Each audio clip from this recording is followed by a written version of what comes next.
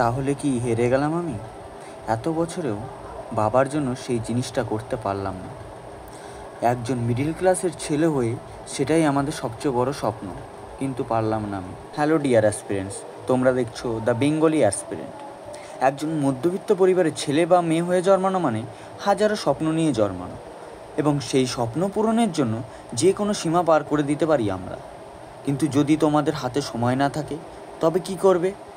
আচ্ছা, বুঝতে পারলে না তো? মানে, তুমি পরিবারের জন্য সব করতে চাও, কিন্তু কিছুই করতে পারছো না। এদিকে বয়সও হয়ে যাচ্ছে। সেই অবস্থাটা একটু শুধু ভাবো।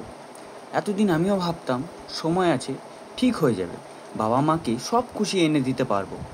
কিন্তু হঠাৎ করে সব যেন পাল্টে গেল। এতদিন সবই ঠিক চলছিল, হঠাৎ শুনছি বাড়িতে একটু অসুবিধা হয়েছে, যার জন্য বাবা বাইরে কাজ করতে যাবে। কথাটা শোনার পর মনে হলো, যদি আজ আমার কাছে একটি চাকরি থাকতো, তাহলে হয়তো বাবাকে এই বয়সে বাইরে কাজ করতে যেতে হতো না।